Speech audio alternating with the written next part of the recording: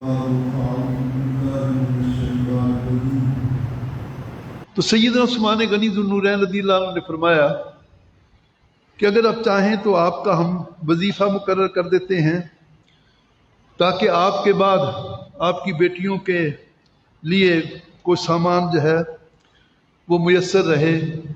تو جلال میں آ کے فرمایا، اے عثمان غنی، کیا آپ سمجھتے ہیں کہ میرے وصال کے بعد میری بیٹیوں کو کوئی غربت یا افلاس پیش آ سکتی ہے؟ ایسا ہرگز نہیں ہو سکتا ہے، کیونکہ میں نے رحمت کائنات صلی اللہ تعالی علیہ وآلہ وسلم سے یہ سنا ہے، جس گھر میں رات کو سورہ واقعہ کی تلاوت کی جاتی ہے اس گھر میں کبھی فقر اور افلاس داخل ہی نہیں ہو سکتا۔ جس گھر میں رات کو سورہ واقعہ کی تلاوت کی جائے، یا جو آدمی بھی سورہ واقعہ کی رات کو تلاوت کرے، اس کو زندگی میں کبھی فقر اور فاقے سے، غربت سے اس کو واسطہ نہیں پڑے گا۔ اور میں نے اپنی بیٹیوں کو یہ صورت حفظ کرا دی ہے اور ان کو تاکید کر رکھی ہے کہ وہ رات کو سونے سے پہلے اس سورہ پاک کی تلاوت کر کے سنیں۔ پھر اسی طرح اور بھی حدیث میں یہی بات ذکر ہوئی ہے کہ سورہ فاتحہ، سورہ واقعہ جب پڑھی جاتی ہے جس گھر میں، اس میں کبھی افلاس، غربت داخل نہیں ہوتی، فاقہ اس گھر والوں پر کبھی نہیں آتا ہے۔ قرآن مجید فرقان حمید، اللہ رب العالمین نے اس کتاب مجید میں اس کا تعارف کروایا۔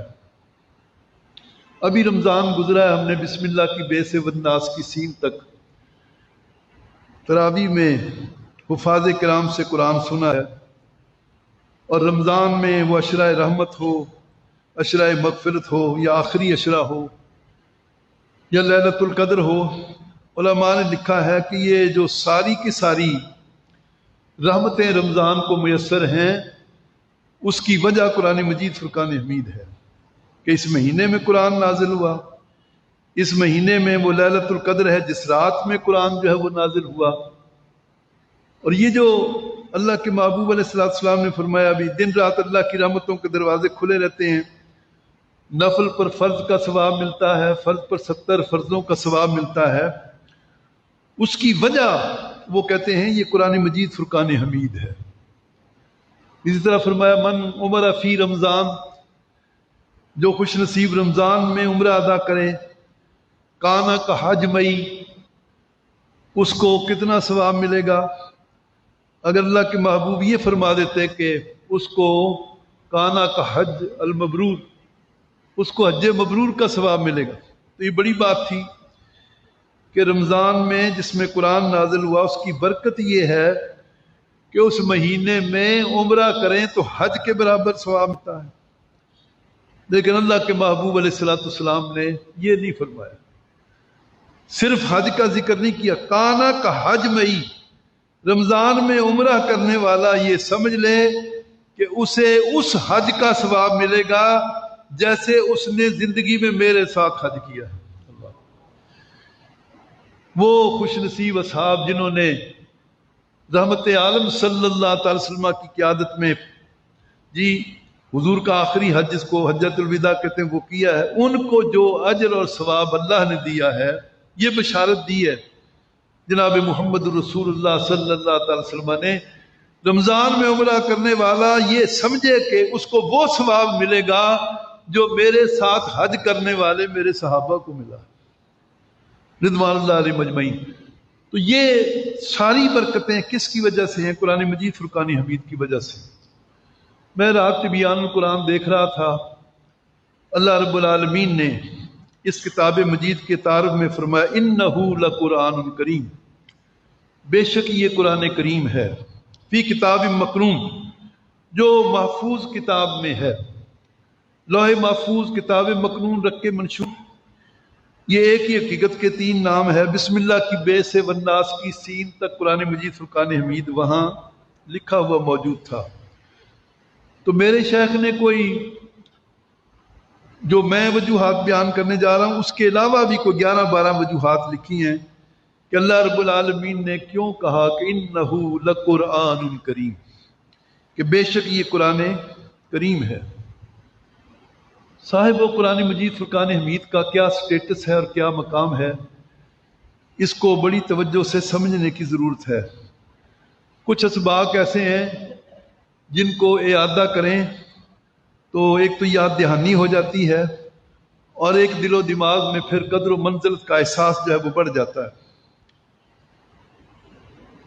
ہم جامعہ نعیمیہ کے مفتی اعظم حضرت مولانا محمد حسین نعیمی رحمۃ اللہ تعالی علیہ، ان کی خدمت میں ان کی لائبریری میں بیٹھے ہوئے تھے، باقی علماء بھی ان کے شاگرد وہ بیٹھے ہوئے تھے، تو مفتی اعظم پاکستان مولانا محمد حسین نعیمی علیہ رحمہ نے سوال کیا علماء سے، یہ بتاؤ کہ قرآن مجید افضل ہے یا حضور افضل ہے؟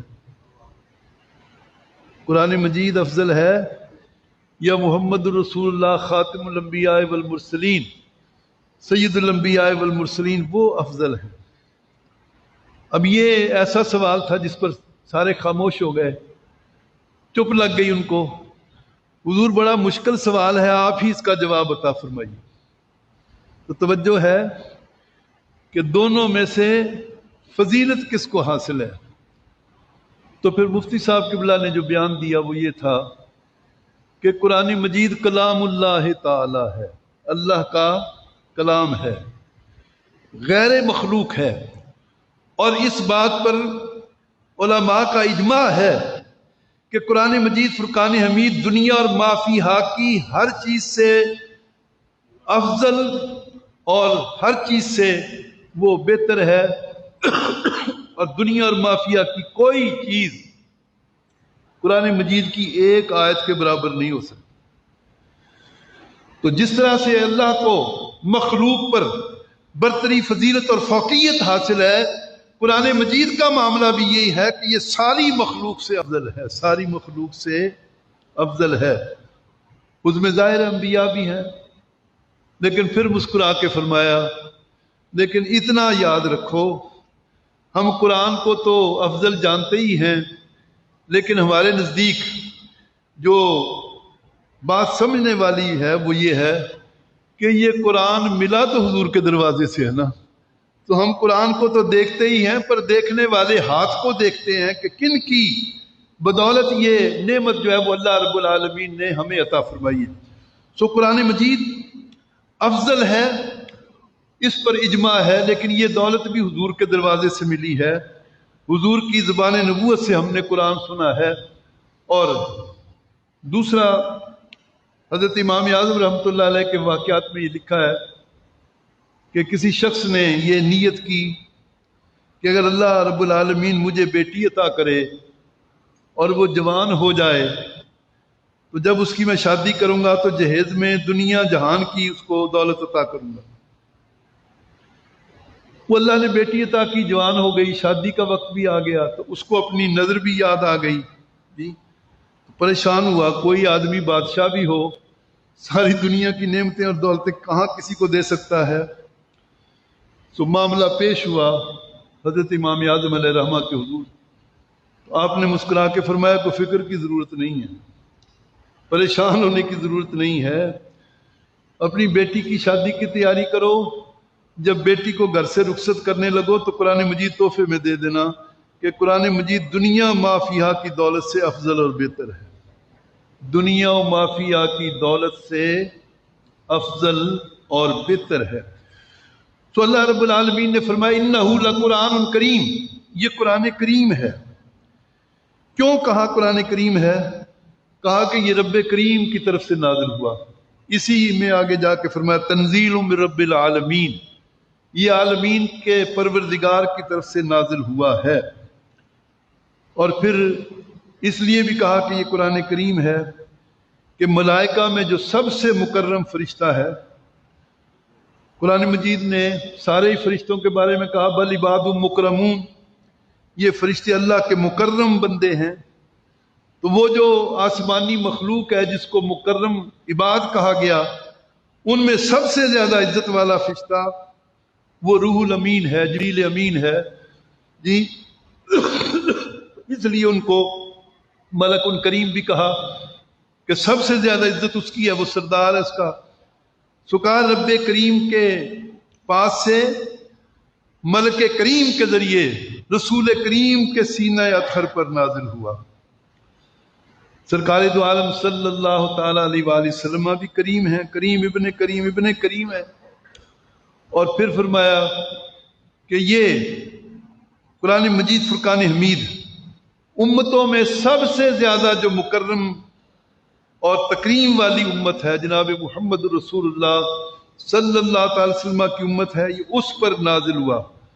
تو کریم رب کی طرف سے ملک کریم کے ذریعے رسول کریم پر جو ساری امتوں سے بہتر امت ہے، اس کی طرف یہ اتارا گیا، تو اس لیے اس کو کہا کہ یہ قرآن کریم ہے۔ اس موضوع پر ہم ایک دو جمعے بات کرتے رہیں گے۔ 1,24,000 اللہ نے نبی بھیجے، ان میں سے 315 صاحب کتاب ہیں، پھر معروف 4 آسمانی کتابیں ہیں، تورات ہے، انجیل ہے، زبور ہے اور قرآن مجید ہے۔ یہ ان آسمانی کتابوں میں سے زیادہ معروف اور مشہور ہیں۔ ساری تورات پڑھ جائیں، لفظ تورات وہاں آیات کے درمیان موجود نہیں ہے۔ تورات کے معنی ویسے قانون کے ہیں، ناموس کے ہیں۔ پھر زبور ہے، ساری پڑھ جائیں، لفظ زبور وہاں موجود نہیں ہے۔ زبور کے معنی بکلیٹ کے ہیں، کتابچہ کے ہیں۔ انجیل کے معنی خوشخبری کے ہیں، چاروں انجیلیں پڑھ جائیں، لیکن عبارت میں انجیل موجود نہیں ہے۔ اللہ رب العالمین نے قرآن مجید فرقان حمید میں 70 بار اس لفظ کو قرآن مجید کو استعمال کیا۔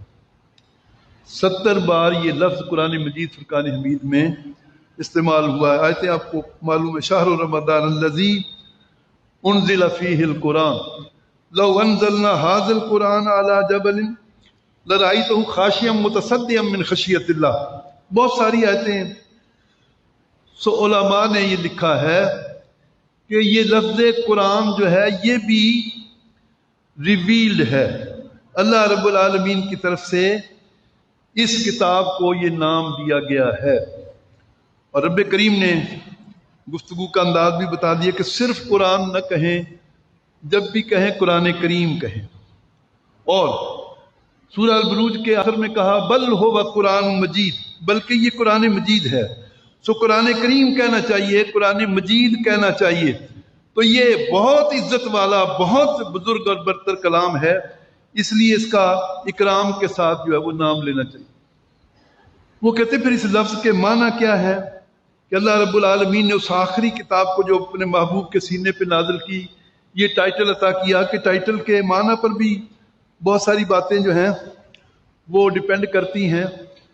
کسی کتاب کا عنوان بڑی معنویت رکھتا ہے، تو علماء نے اس پر دل کھول کر بات کی ہے کہ جس طرح سے قرآن مجید فرقان حمید یہ بے نظیر اور بے مثال کتاب ہے، اسی طرح سے اللہ نے جو اس کو نام دیا ہے قرآن کا، وہ بھی بے مثل اور بے مثال۔ ایک معنی یہ کیا گیا کہ قرآن کا لفظ جو ہے یہ قرأ سے نکلا ہے، اور اس کے 2 معنی ہیں۔ وہ کہتے ہیں وہ کتاب جس کو جمع کیا گیا، یا وہ کتاب جس میں سب کچھ جمع کیا گیا۔ اور یہ دونوں ہی معنی اس لفظ پر صادر آتے ہیں کہ اللہ رب العالمین نے وہ سارا علم جو ساری آسمانی کتابوں اور صحائف کے اندر موجود تھا، اس سارے علم کو اللہ رب العالمین نے قرآن مجید میں بیان کر دیا۔ تو کہا یہ وہ کتاب ہے، قرآن کا معنی وہ کتاب جس میں اللہ نے اولین و آخرین کا سارا علم رکھ دیا۔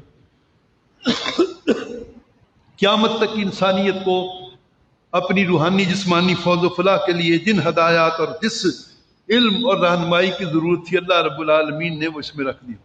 اس لیے حضرت عبداللہ ابن عباس رضی اللہ عنہ وہ فرماتے ہیں جمیل علم فی القرآن لیکن تکاثر عنہ افہام الرجالی، اللہ نے سارے علوم قرآن مجید فرقان حمید کے اندر جمع کر دیے ہیں۔ اگر کسی آدمی کو کوئی بات سمجھ نہیں آتی ہے تو اس میں قرآن کا قصور نہیں ہے، اس کے اپنے فہم کا قصور ہے۔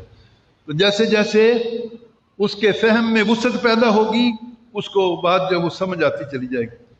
اور دوسرا اشارہ کہ پہلی آسمانی کتابیں من جملۃ واحدہ یکبارگی نازل ہوئیں، گئے طور پہ موسیٰ کلیم اللہ علیہ السلام تورات دے دی گئی، گئے کوہ زیتون پہ عیسیٰ روح اللہ علیہ السلام، ان کو انجیل تھما دی گئی، لیکن قرآن یوں نہیں اترا ہے۔ قرآن حضور اللہ نبینا علیہ السلام کے سینہ اطہر پر 22 سال 2 ماہ 22 دن میں تھوڑا تھوڑا کر کے نجمن آیتوں اور صورتوں کی شکل میں اللہ رب العالمین بعد کو اس کو جمع کیا گیا، حافظوں نے حفظ کیا، کاتبین وحی نے اس کو لکھا، تو اس کی طرف اشارہ ہے کہ وہ کتاب جس کو جمع کیا گیا۔ دوسرا معنی یہ لکھا کہ یہ قرات ان سے فلان ان کے وزن پر ہے، قرات پڑھنے کو کہتے ہیں، اور یہ قرآن ان ہے۔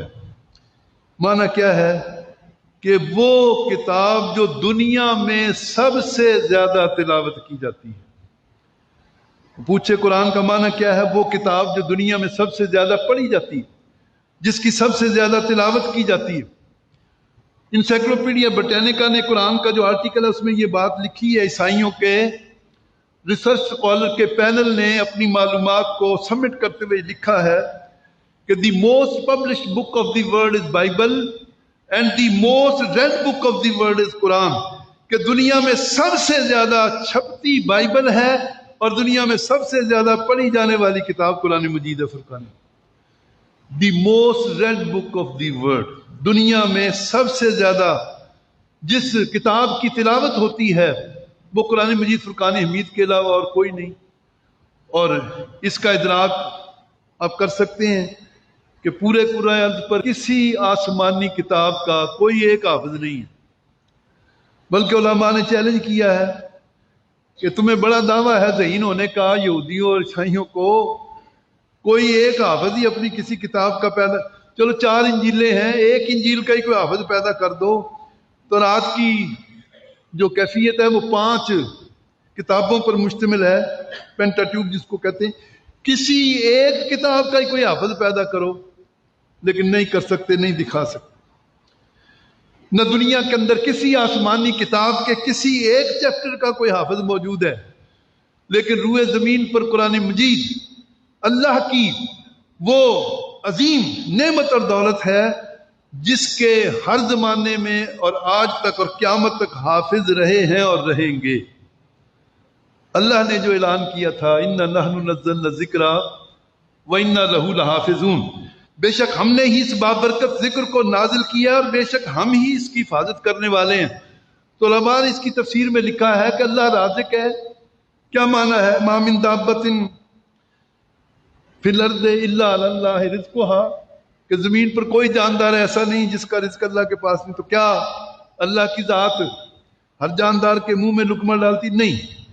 اس کا معنی یہ اللہ نے رزق کے اتنے اسباب اور وسائل پیدا کر دیے ہیں کہ کرۂ ارض پر اگر کوئی بددیانتی نہ کرے تو کوئی جانور بھی بھوکا نہیں مر سکتا، انسان تو انسان ہے جی، اتنا وافر رزق اللہ نے پیدا کیا۔ تو اسی طرح وہ کہتے ہیں اللہ رب العالمین نے اس قرآن مجید فرقان حمید کی حفاظت کا جو ذمہ لیا ہے، اس کا معنی یہ ہے کہ اللہ نے ایسے اسباب پیدا کر دیے ہیں کہ قرآن مجید فرقان حمید وہ ہمیشہ موجود رہے گا، باقی رہے گا، ختم نہیں ہو سکتا۔ اور ان میں سے ایک ذریعہ یہ ہے کہ اللہ نے اس کے حافظ ہر زمانے میں پیدا کیا۔ اللہ کے محبوب جناب محمد رسول اللہ صلی اللہ تعالی وسلم، ان کے اصحاب، اہل بیت، علماء تحقیق نے لکھا ہے کہ نصف سے زیادہ تعداد۔ ویسے میں نے کبھی طالب علموں سے پوچھا کہ قرآن کا سب سے پہلا حافظ کون ہے، تو وہ سادگی سے بچے کہتے ہیں محمد رسول اللہ صلی اللہ علیہ وسلم۔ یہ درست نہیں ہے۔ حضور حافظ قرآن نہیں ہے، صاحب قرآن ہے۔ حضور حافظ قرآن نہیں ہے، صاحب قرآن۔ کیا معنی ہے؟ اللہ نے اپنے محبوب کو یہ فرما دیا جو کچھ ہم آپ کے سینے پہ نازل کرتے ہیں اس کے بارے میں آپ نے پریشان نہیں ہونا ہے، وہ آپ کے لوح قلب اور لوح ذہن پر موجود رہے گا، وہ کبھی بھولے گا نہیں۔ تو وہ تو گاڈ گفٹڈ ہے، ان کو تو اللہ نے قرآن عطا کیا، تو وہ قرآن مجید فرقان حمید کے حافظ نہیں، صاحب قرآن ہیں، ان پر تو قرآن اترا ہے۔ اور اللہ نے کہا جو سینے پہ اتاریں گے وہ آپ کو بھولے گا نہیں۔ امت میں سب سے پہلے قرآن مجید کے حفظ کا شرف حضرت عثمان غنی ذو النورین رضی اللہ عنہ کو آتا کہ وہ صحابہ کرام میں سب سے پہلے قرآن مجید کے حافظ ہیں، اور نصف سے زائد تعداد۔ رشیا میں جب سرخ انقلاب آیا تو روسیوں نے 1,00,000 مسجدیں ایک رات میں شہید کیں جی، کوئی 1 کروڑ کے قریب مسلمانوں کو انہوں نے موت کے گھاٹ اتارا، اور اپنے پورے 70 سالہ جبر کے دور میں انہوں نے کہا کہ روس کے اندر قرآن مجید نہ پڑھا جا سکتا ہے نہ پڑھایا جا سکتا ہے، اس کی اشاعت پر پابندی ہے، یہ پابندی لگا، اور بڑا جبر، بڑی سخت پابندی۔ لیکن اگر اب کوئی سوال کرے کہ سب سے زیادہ روئے زمین پر قرآن کے حافظ کہاں ہیں، تو اس کا جواب یہ ہے رشیا میں ہے، کہ جب حکومت نے، سوشلسٹوں، کمیونسٹوں، بدبختوں نے یہ پابندی لگائی تو مسلمانوں نے طے کر لیا کہ یہ بے شک مدرسوں کو تالے لگا دیں، مسجدوں کو تالے لگا دیں، گھر گھر میں قرآن پڑھا جائے گا، پڑھایا جائے گا، حفظ کیا جائے گا۔ اور ایسا ذوق ان کے اندر پیدا ہوا کہ سب سے زیادہ قرآن کے حافظ جو ہیں روسی اسٹیٹس میں ہیں، جو رشیا سے آزاد ہوئی، یوکرائن وغیرہ، قازقستان وغیرہ، ازبکستان، سب سے زیادہ یہ تو ایک اندازے کے مطابق کسی آسمانی کتاب کا کوئی ایک حافظ دنیا میں موجود نہیں ہے، اور قرآن کے کروڑوں کے قریب حافظ ہیں، کروڑوں کے قریب۔ اور وہ کہتے ہیں کہ کروڑوں مسجدیں ہیں، کون سی مسجد ہوگی جس میں ختم قرآن پاک نہ ہوتا ہو؟ اور اللہ نے سورہ قمر میں خود وعدہ فرمایا، لَقَدْ يَسَّرْنَا الْقُرْآنَ لِلذِّكْرِ۔ توجہ ہے، 4 مرتبہ یہ جملہ ریپیٹ کیا۔ لوگوں، اللہ رب العالمین نے اس قرآن مجید فرقان حمید کو یاد کرنا آسان کر دیا۔ یاد کرنا، کوئی قرآن مجید فرقان حمید کے قریب آئے، یہ وہ ربانی نغمہ ہے جو روح میں اتر جاتا ہے، ذہنوں میں بس جاتا ہے، دلوں میں سما جاتا ہے، دلوں میں سما جاتا ہے۔ اور اللہ نے کہا ہم نے اس کو یاد کرنا آسان کر دیا۔ تو جب رب کا وعدہ ہے کہ کوئی اس کو یاد کرنے کی کوشش کرے تو ہم اس کے لیے یہ کام آسان کر دیں گے۔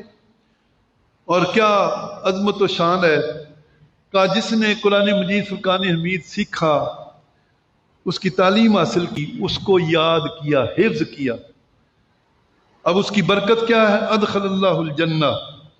حفظ قرآن کی برکت سے اللہ کریم حافظ قرآن کو جنت میں داخل فرمائے گا۔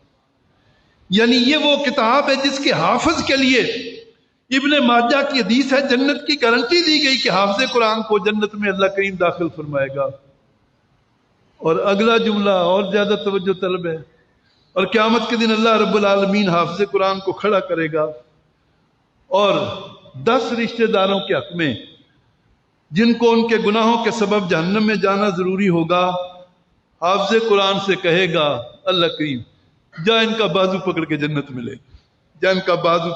10 رشتہ داروں کی، اس کا معنی یہ ہے کہ جن لوگوں نے حفظ قرآن کے دوران اس کی معاملت کی، اس کو کہیں مدرسے میں چھوڑا یا اس کو کھانا دیا، یعنی اس کی کسی نہ کسی طریقے سے حافظ قرآن کے لیے کوئی سہولت فراہم کی، وہ سہولت فراہم کرنے والا بھی قیامت کے دن جب کوئی مال دولت اور کوئی بڑی سے بڑی سفارش جب اللہ کی بارگاہ میں کسی بادشاہ کی اور امیر کی، سلطان کی قبول نہیں ہوگی، اس حافظ قرآن کی خدمت کرنے والے کے لیے اللہ کریم حافظ کی شفاعت کو قبول کر کے اس کو جنت میں داخل فرمائے۔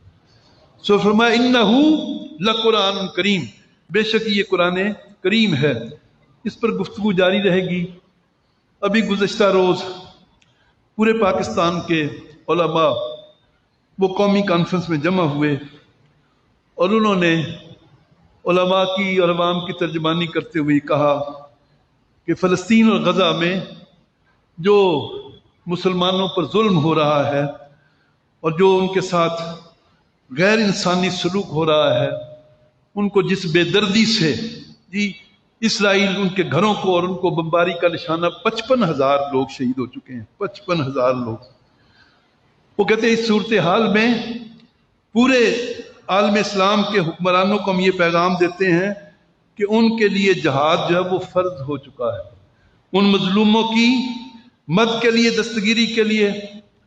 اور ہم بڑے درد کے ساتھ یہ بات کہنا چاہتے ہیں کہ وہ غزہ کے مسلمان جس مشکل صورتحال میں ہیں، اس مشکل صورتحال کے لیے پوری امت مسلمہ 1 ارب 80 کروڑ انسان ہر قسم کی قربانی دینے کے لیے تیار ہے۔ لیکن حکمرانوں کو مل کے بیٹھ کے کوئی بڑا بھرپور انداز میں اس پر جو ہے وہ فیصلہ کرنا چاہیے کہ ان کو الٹیمیٹم دیں. اور کیا تماشا ہے یارو، وہ جو اقبال نے کہا ایک ہوں مسلم حرم کی پاسبانی کے لیے، نیل کے ساحل سے لے کر تابہ خاک کاشگر، نیل کے ساحل سے کاشگر کی خاک تک سارے مسلمانوں کو حرم کی پاسبانی کے لیے ایک ہونا چاہیے.